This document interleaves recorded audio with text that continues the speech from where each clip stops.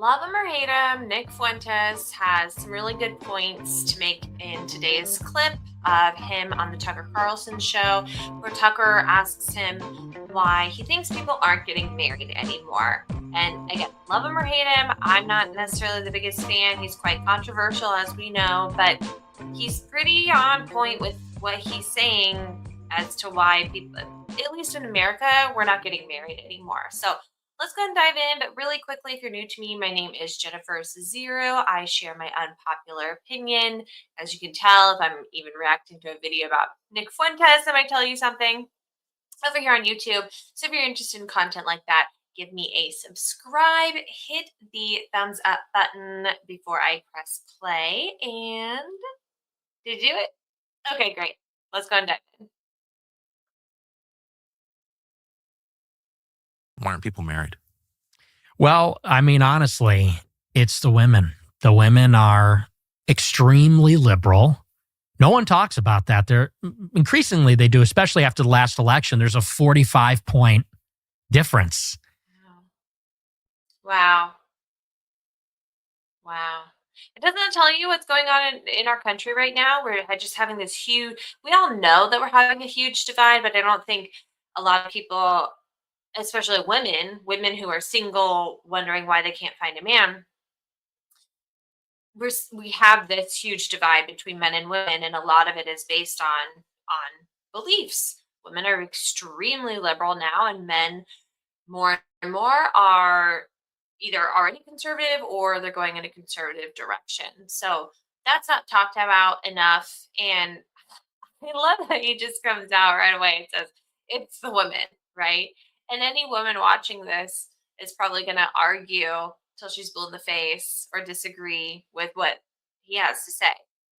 But I think it's extremely valuable because women, we don't think about a man's perspective. We think about the man's perspective. We think we know, but we don't spend time listening. We don't spend time listening to what they think, what they experience, how they feel, what's going on for them in their neck of the woods. And when we do, we just get defensive and argue with them. So maybe it's time to just shut up, sit down, and see what he has to say, because he's speaking for tens of thousands of other men across the country who all think and feel the same way. Between men and women. The men are extremely conservative, increasingly. The women are extremely liberal. What are they liberal on? What issues? Like, what does that mean, liberal? Oh, they're very feminist. Like, actually? Extremely feminist, yes. They don't believe that, do they? I think they do. Really? Absolutely, How could yes. you believe that? I think gender roles are a construct, that none of this is inborn? Like, you'd have to be an idiot to think. I think a lot of women that are very, very liberal and very feminist, they're not thinking for themselves. And they just spit out words, phrases, statistics, rhetoric that they've been told to say or they've read or heard before. It's that hive mind mentality. But if they were really connected deep down in here, did some real deep digging, face their fears of getting left out and left behind by the other feminist crowd, they might come to the conclusion that they don't necessarily agree with all the things that they say they do. They like the idea of it. They like because of course I think all women naturally want strong men. Of course, obviously. They naturally want a Chad. And yet, so many women would disagree with that, just to be disagreeable. That's how they are these days. They want like a tall, buff guy. But I think they like the idea of none of them want to work either. None of them actually want to work. No, that's what I'm saying. Of course, right. It's obviously true. It's always been true. Work outside the home. Right. They don't have enough work at home. Yes. But apparently the work that we have to do as a woman in the home is degrading and demeaning and devaluing and disgusting, and we're above it and we're too good for it, which is just absolutely pathetic. I mean, I always find it funny when women say that they're not going to cook for a man or something like that. Well, you cook for yourself, don't you? So why would you not also cook for the person that you love? Why would you not also clean your living environment, whether it's by you already do it for yourself? Why would you stop doing it just because you're living with a man to try to move a point that you're sounds like they're trying to prove this point that they're more of a man than their man, which is, you know, whatever. If that's what floats your boat, I don't think many women truly want that at the end of the day. They've just been trained. They've been trained to be this army of little men trying to prove that they're better and bigger and stronger and smarter and more capable than men because somewhere along the lines we were taught that being a woman is not good enough. You have to pretend that you're also a man. Lot to do. But no, I completely agree. So that's why I question like they're feminists in what sense? Yes. And, they like these vague appeals to equality. We want a chance to work and we want respect. And Yeah, and that right there, when he said they like the idea, I agree with that too, because they only like and push for these things because they've been taught, they, as if I'm not a woman, they've been taught that something is lacking and something is missing and something is wrong. So we must push for these things because how things are naturally listening to our nature is wrong. There's something missing and lacking there. And he said respect, and that's a powerful point right there because men need respect. They need to be respected. Women need to be cherished and adored. So if you're a woman fighting for respect, you're so disconnected from your femininity. And so many women they're like that now. It's really sad. ultimately, I think the whole political system is just based around women never being accountable for any of their choices. Ultimately, that seems to be that's what abortion is. Yeah, of course. Because 99% of abortions are elective.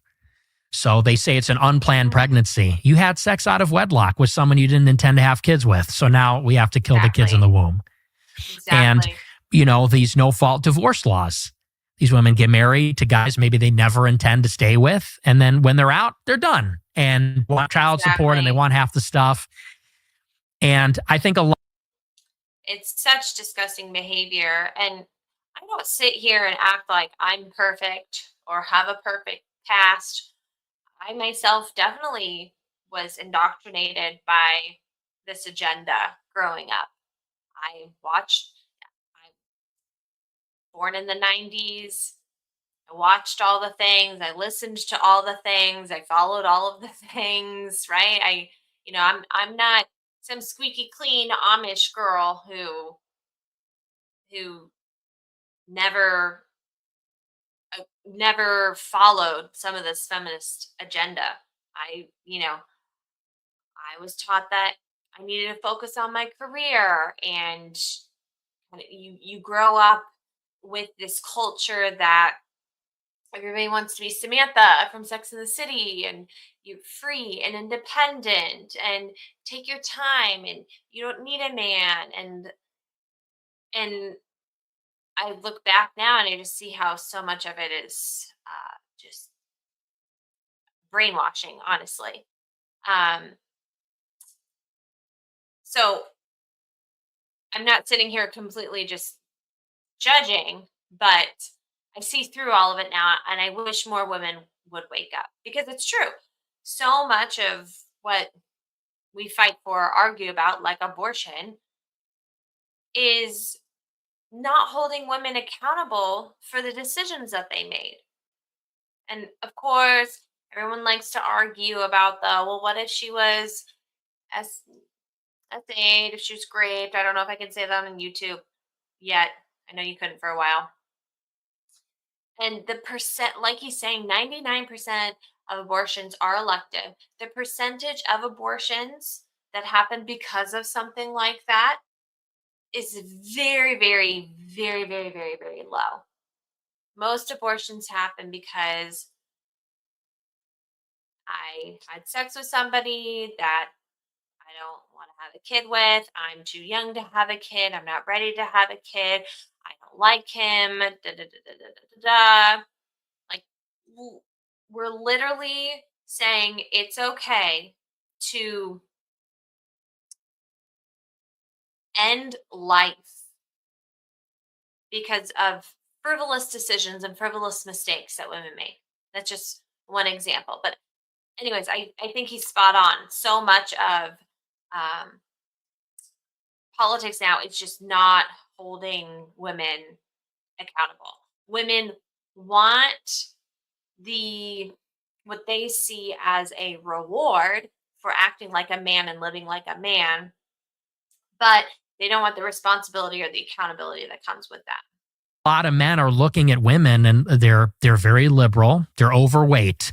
They have a very high estimation of themselves. I think that people call it hoflation. They're Oflation? yes, their sense of their own looks and sexual value is very inflated. And Ugh, what we women have done to each other now is absolutely disgusting. It's like you could be making the worst decisions for yourself, completely not taking care of your body or your hygiene, living an unsavory lifestyle,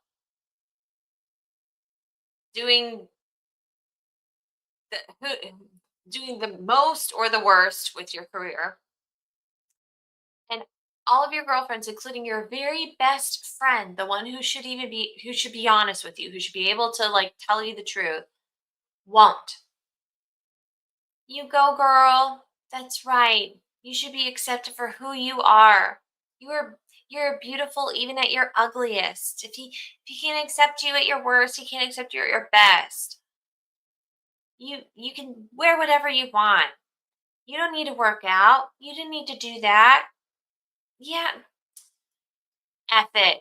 Do whatever you want in the moment. It's this completely he- like hedonistic, anything goes, like just it's just like it's just disgusting. It's just disgusting how women are with each other now and what we've encouraged most of us to turn into. I mean, he said they're overweight. I mean, most of the population is overweight, men and women, but so many women don't even care about their beauty anymore. Or they just are straight up lying to themselves about how they look in the mirror. Just straight up. We're all completely lying because we need to break the status quo and everybody's beautiful. No, that's just not true. We're lying to ourselves to give ourselves a false sense of security because deep down inside we feel so insecure because we're fat and depressed and we're lonely. And if you're fat and depressed and lonely, that means you have to create some change and get uncomfortable creating those changes to be the best version of yourself, to let your beauty shine through, to be healthy, to be happy, to be confident, to be carefree, to be in your feminine energy. You have to get uncomfortable. But instead of getting uncomfortable, we're just, yeah, you go, girl. It's fine. I know you're broke and you're in debt and you're on SSRIs, but have 2 bottles of wine tonight and order the extra nachos. Like, what? Make it like, how do we get here? I don't know. Let's hear what Nick has to say. so a lot of people are looking at these like frumpy, obnoxious, loudmouth, liberal women who are also very promiscuous.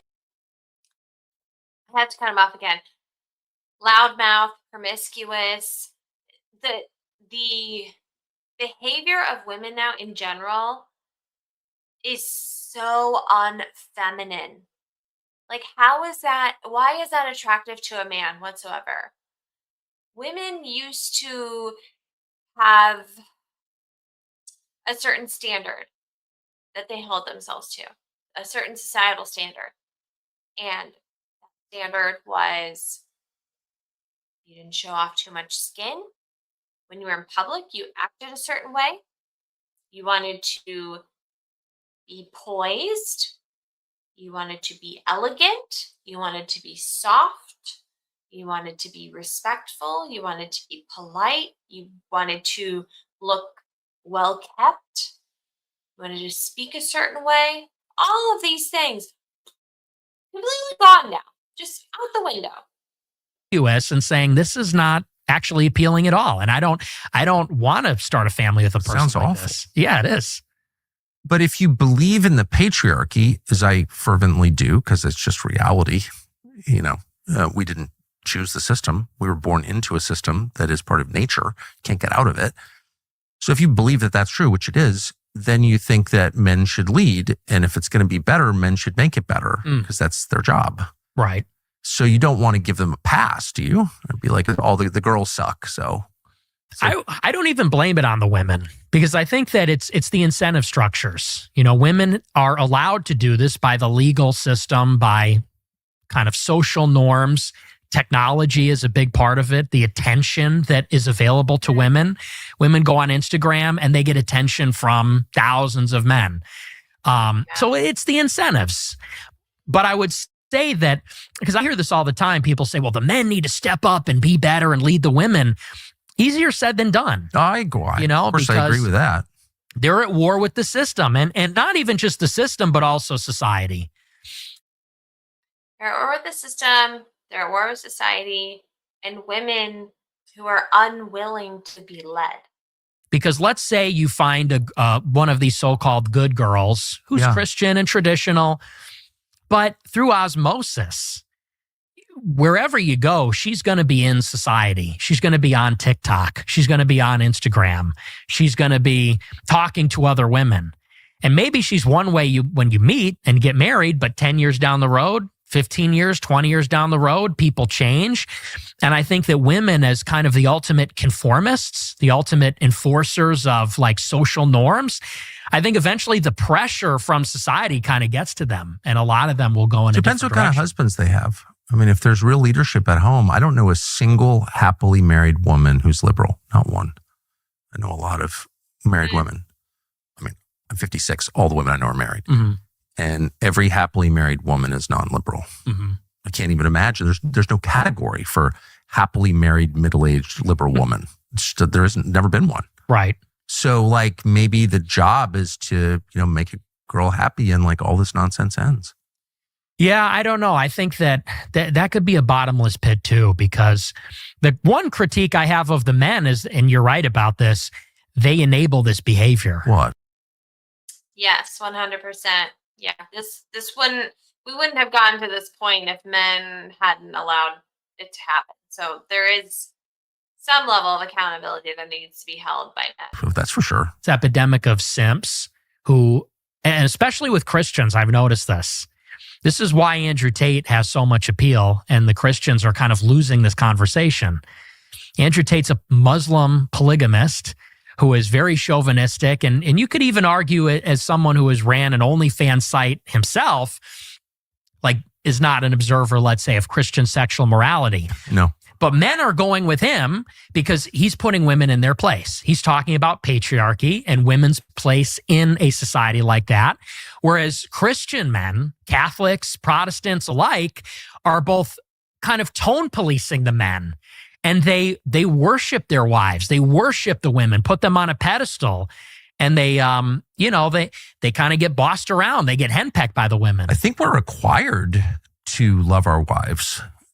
Like that's, all over the New Testament. Husbands, love your wives. Wives, respect your husbands. That seems like a very natural balance to me. Yeah, and I think that you have to love your wife as your wife. Yeah. A lot of men... As opposed to what? Your mom? Well, no, like your buddy. No. Because I hear this all the time, and I hate this. Guys will say, I married my best friend. And I think, she's your wife. She's not your best friend, because there's a difference. What is the difference? I think that when you talk about your best friend, you're a peer, you're an equal. And I think your best friendships are with other men. And I think that your wife ultimately is subordinate to you. She's your helpmate. Yeah. And ultimately, as the man in the marriage and as the father, you have authority, the final say over the household. Well, and she can give advice. It's not to say I'm not a freak where you say, shut up, woman.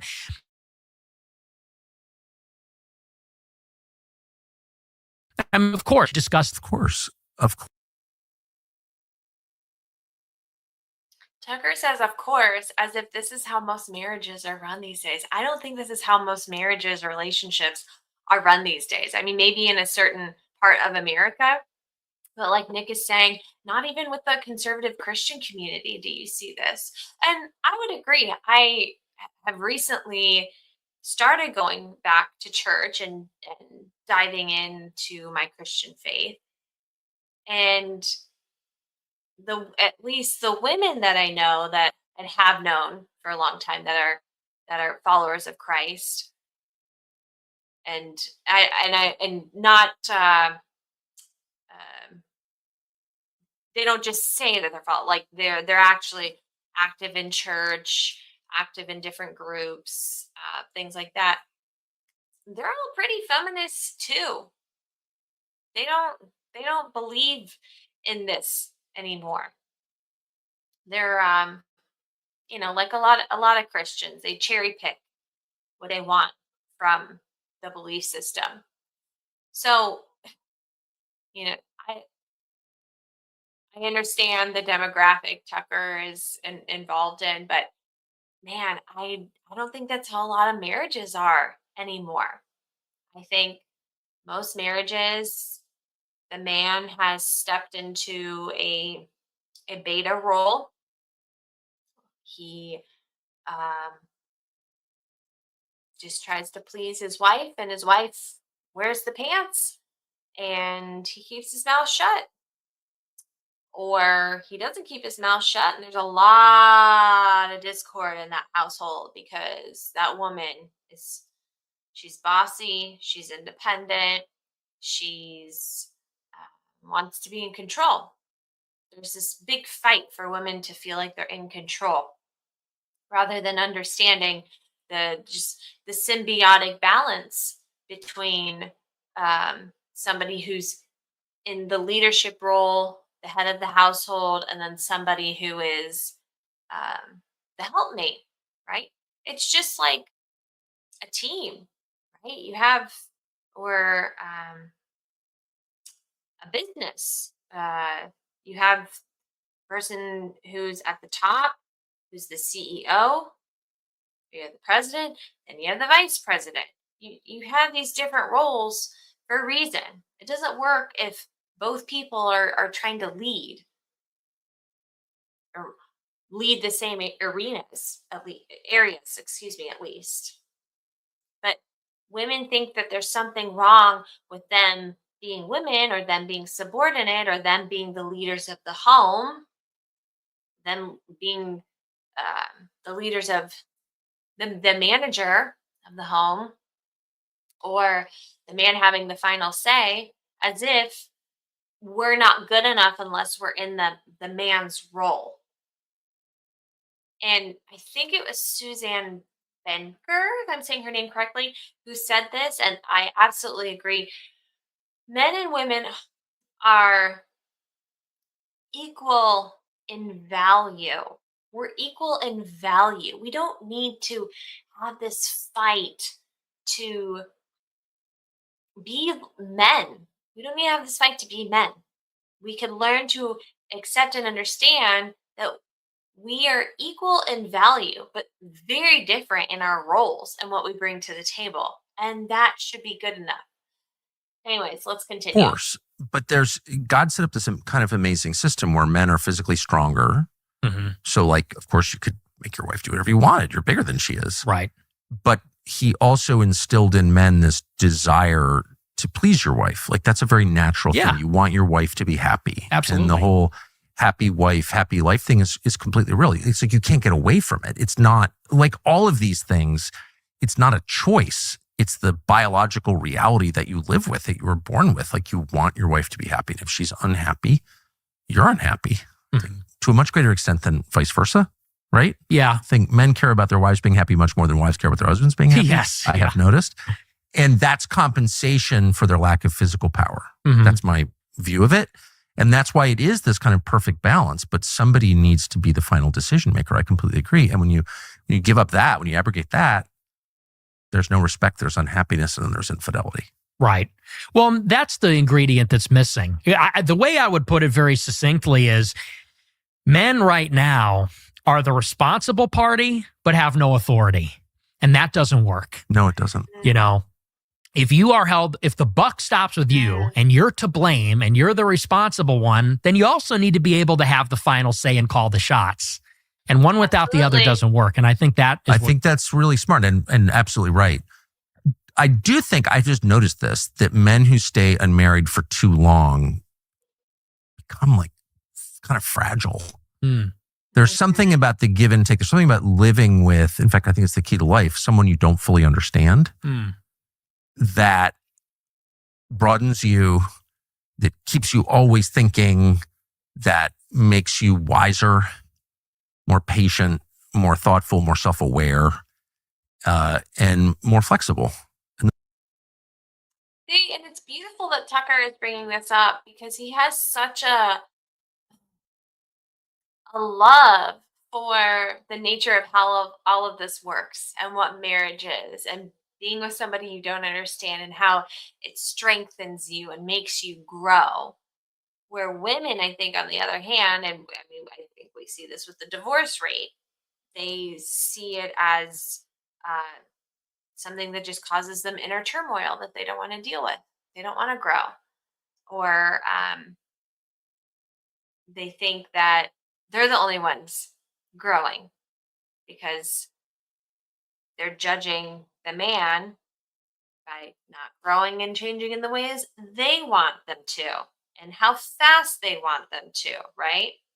So I think that's so beautiful because so many men are like that. They have such a deep love and respect and reverence for marriage and what all of this is all about, and they don't want to give up or throw in the towel. They're there for the growth, for the uncomfortable parts and the beautiful parts, and to love their wife no matter what. And women just don't have that anymore. I don't know if they used to, but they definitely don't have it now. Those are all good qualities. And the absence of that, like in homosexuality or like men who are single too long, they get very rigid. Have you ever noticed this? And I will say this too, to the point that he's making, we also have an epidemic of soft or fragile men, especially younger men, because so many of them were brought up without dads, or in households where the dad has simped out and the mom was wearing the pants. We've had a fatherlessness crisis for quite some time now, and we're seeing the ripple effect of it. We've got moms who raise their sons to be like their husbands. We've had moms who raise their sons to be like daughters. We have men who weren't raised with a healthy example of marriage or what it is to relate to a woman that way.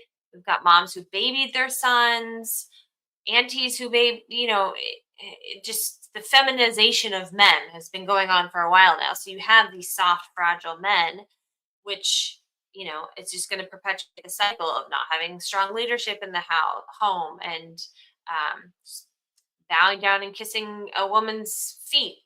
And we're seeing the ramifications of that. I like things the way I like them, and they just get like, no. Oh, yeah. I certainly get what you mean by that. Yeah, you don't want that. Yeah. I would say that when you say you don't fully understand women, to me, I feel like women are very simple in terms of... Have you ever lived with one? No, I haven't lived with them, but I mean, and don't get me wrong, maybe it's difficult, but I feel like they're pretty simple. We're all pretty simple. I mean, no one's more simple than I am, but we're all pretty simple. But what I mean is, like, on a day-to-day the level of experience, like you don't always understand what they're saying, because it's never about what they say it's about. Right. And men are just tend to be kind of dog-like in their straightforwardness. I'm hungry, I'm horny, whatever it is. I disagree. I feel like men are complicated. I feel like women are like, I'm hungry, I'm horny. I feel like men are very complicated. Really, how? Because men are masters of the universe. Women are the universe. This is what Spengler says about them. And so I think that men have like a deep connection to things like math and space, and they want to conquer the world. Of course. And, things like this. And women, I feel like, are actually very primal and instinctual. Yes. They want security. Earthier. Yes. Chthonic. They're of the 100%. Never embarrassed by bodily functions. Men are so squeamish. Yes. Women are not at all. They give birth. No, that is absolutely true. But I mean, in the way that women present their concerns, there's almost always something that's not being fully expressed. Like, I got mad at you last night because I was pissed about something last year. That's not a male thing to do. You can't remember what happened last year. Right. Right. And so, but whatever the point, men and women talk past each other constantly. They don't always know what the other one is saying. And that frustration actually gives way to like great beauty over time, I would say. I don't know. I personally find women very frustrating when they are not expressing. And I just view that as that's the beauty of it.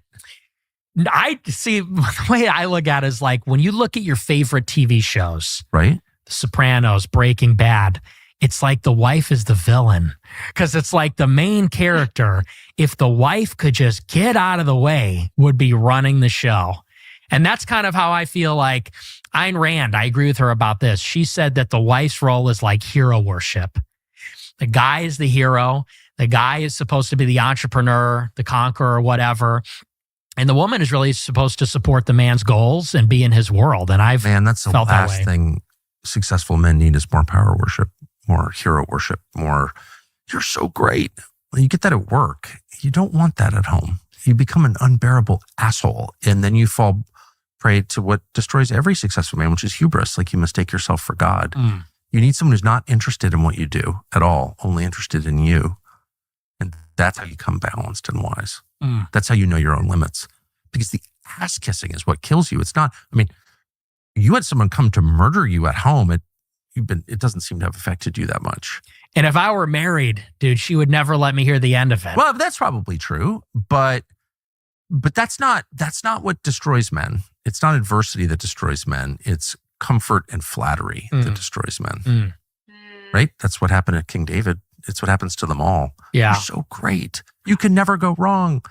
I just feel like we have I don't feel like we have an abundance of affection from women. Yeah. You know what I mean? Like in terms of where the pendulum is at, I feel like the women are very unloving to the men. That's why they don't cook.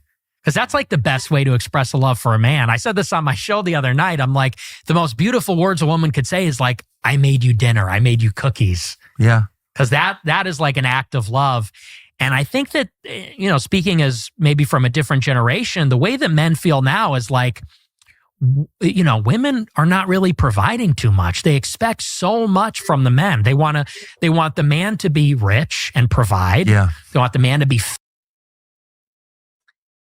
the standards women have for a man have skyrocketed. And that's whether you're a 1 out of 10 or a 10 out of 10 woman.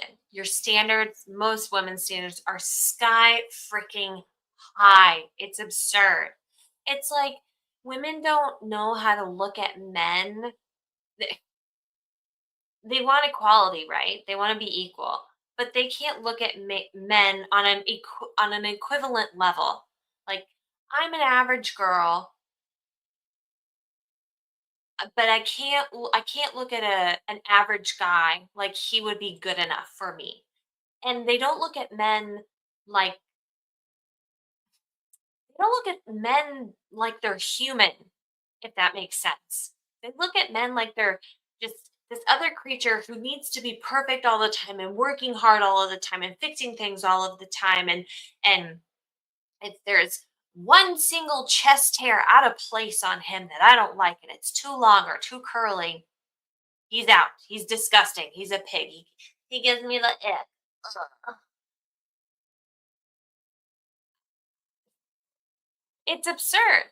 It's absurd. So there's no compassion for men anymore. There's no empathy for men anymore. There's no desire to understand men. There's no desire to work with men. There's no desire to like he's saying, pour love into men.